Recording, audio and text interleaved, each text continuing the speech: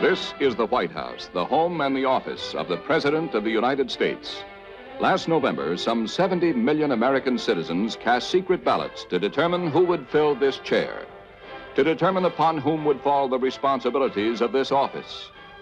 The choice was John Fitzgerald Kennedy, the youngest man ever elected. He follows a line which began with George Washington, the first president and the only president elected by unanimous vote. He follows Thomas Jefferson, a principal architect of American democracy.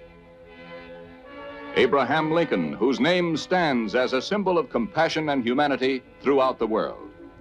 From their home in nearby Georgetown, on this day, January 20th, 1961, Mr. Kennedy and his wife, Jacqueline, come to the White House, where they are greeted by President Eisenhower.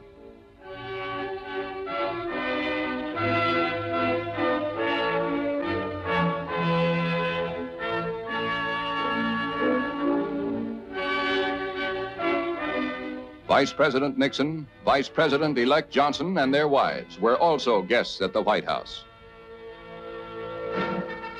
For many weeks, the outgoing and incoming administrations have worked together to ensure the orderly transfer of government. Mr. Eisenhower and Mr. Kennedy now ride to the Capitol for the inaugural ceremony, the completion of this transition.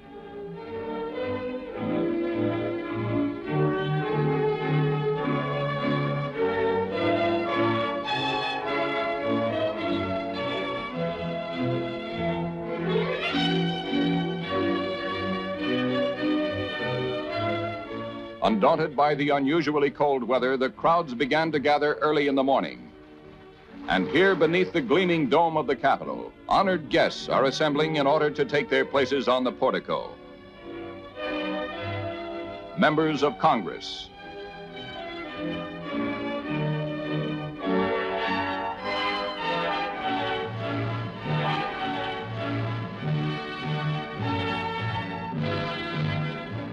former President Harry Truman and family.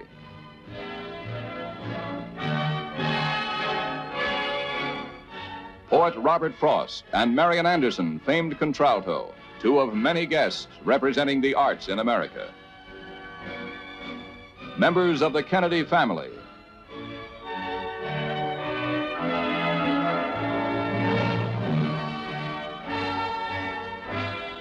Justices of the Supreme Court.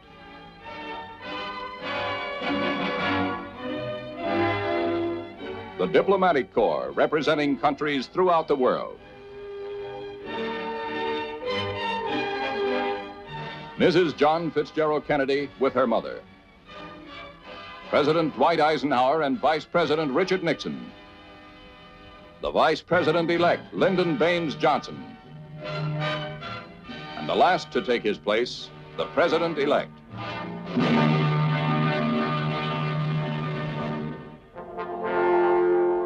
This crowd gathered on the Capitol grounds is about to witness the Chief Justice of the United States, Earl Warren, administer the oath of office.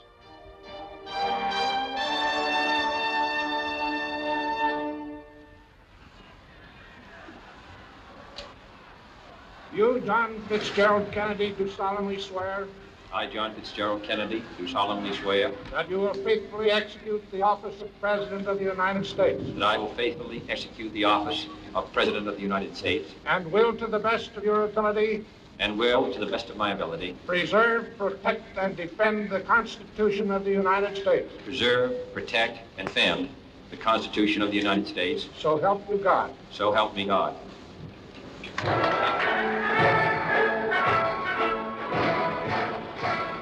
In his inaugural address, the President emphasizes that the same revolutionary beliefs for which our forebears fought are still at issue around the globe. That the rights of man come not from the generosity of the state, but from the hand of God.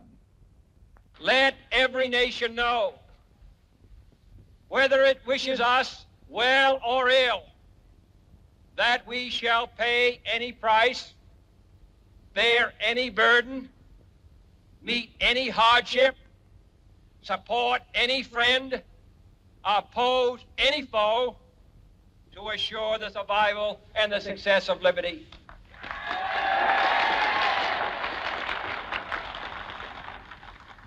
This much we pledge and more. To those old allies whose cultural and spiritual origins we share, we pledge the loyalty of faithful friends. United, there is little we cannot do in a host of cooperative ventures. Divided, there is little we can do, for we dare not meet a powerful challenge at odds and split asunder. To those new states whom we welcome to the ranks of the free, we pledge our word that one form of colonial control shall not have passed away merely to be replaced by a far more iron tyranny. We shall not always expect to find them supporting our view, but we shall always hope to find them strongly supporting their own freedom, and to remember that in the past, those who foolishly sought power by riding the back of the tiger ended up inside. To those people in the huts and villages of half the globe struggling to break the bonds of mass misery, we pledge our best efforts to help them help themselves for whatever period is required, not because the communists may be doing it, not because we seek their votes, but because it is right. If a free society cannot help the many who are poor, it cannot save the few who are rich.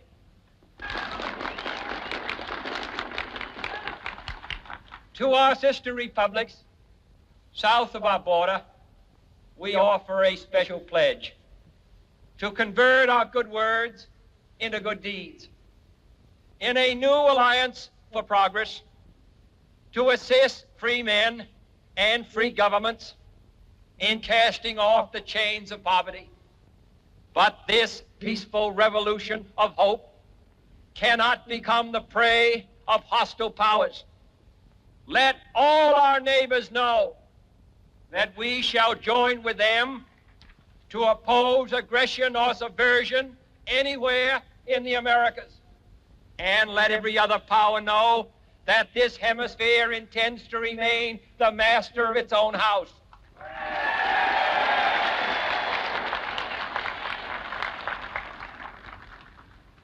To that World Assembly of Sovereign States, the United Nations, our last best hope, in an age where the instruments of war have far outpaced the instruments of peace, we renew our pledge of support to prevent it from becoming merely a forum for invective, to strengthen its shield of the new and the weak, and to enlarge the area in which its writ may run.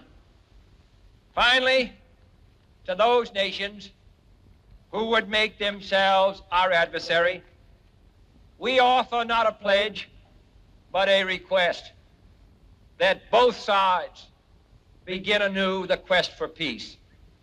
Before the dark powers of destruction, unleashed by science, engulf all humanity in planned or accidental self-destruction.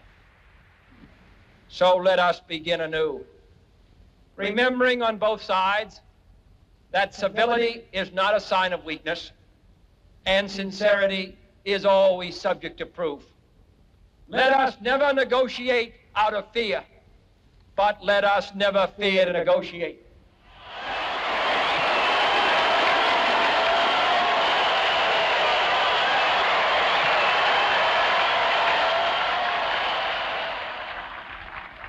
My fellow citizens of the world, ask not what America will do for you, but what together we can do for the freedom of man.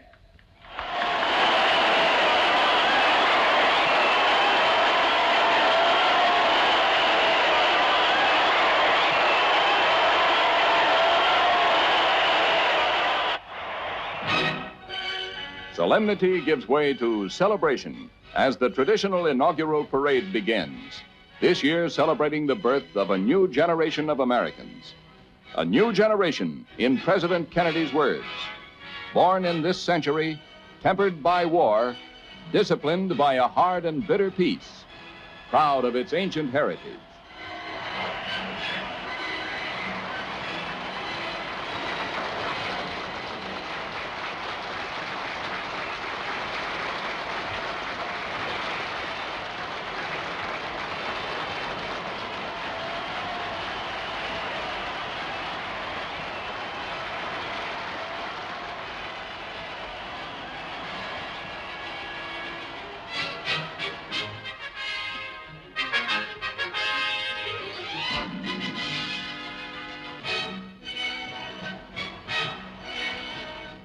Arriving at the White House grounds, Mr. and Mrs. Kennedy head for the specially constructed stand, where, joined by Vice President and Mrs. Johnson, they will review the inaugural parade. The parade symbolizes the desire of the American people, regardless of party, to wish their new leaders well.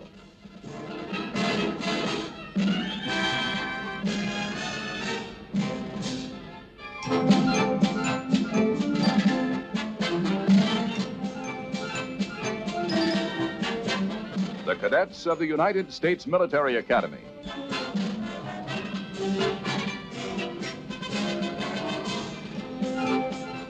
The midshipmen of the United States Naval Academy.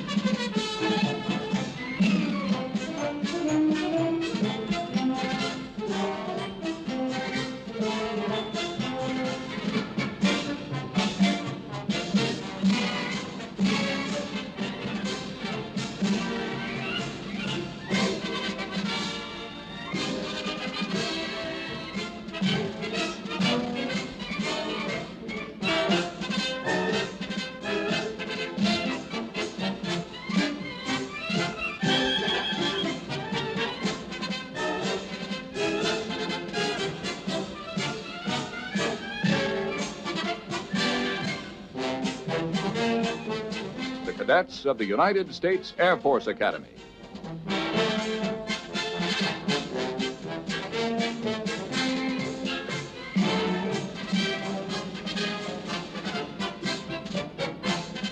Floats representing the states in the Union add color and gaiety to the occasion.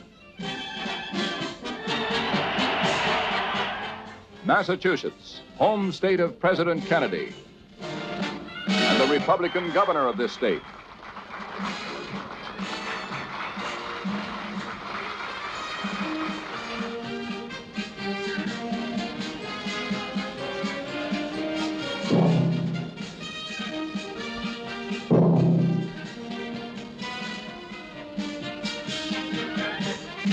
Texas, home state of Vice President Johnson.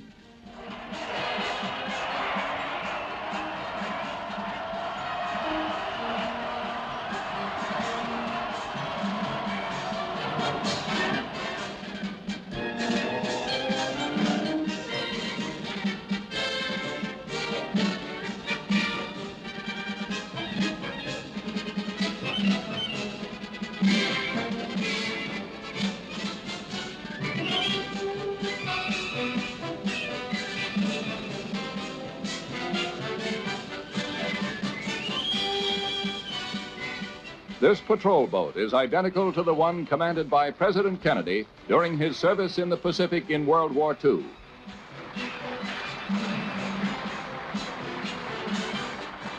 And so a nation spends the afternoon of an important day celebrating the inauguration of its 35th president.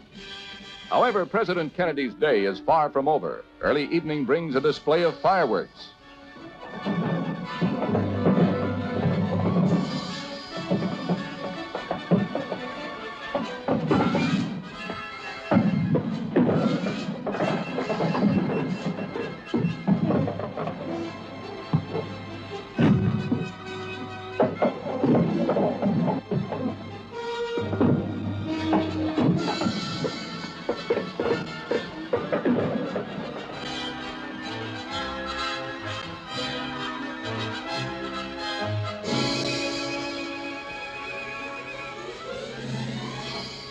And later this same evening, citizens from all over the country and the world continue the celebration by dancing at one or another of 5 inaugural balls.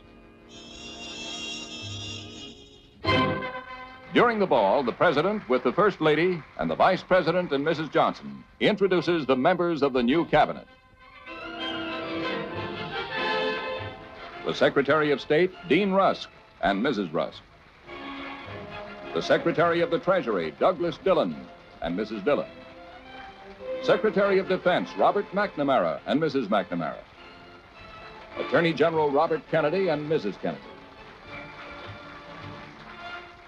And the Ambassador to the United Nations, Adlai Stevenson, and his daughter-in-law are among those presented. The following day at the White House, the cabinet is sworn in by Chief Justice Warren in the presence of Mr. Kennedy.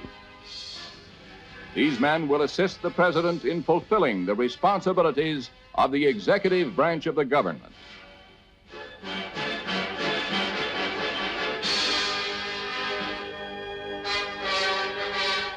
The administration of President John Fitzgerald Kennedy begins.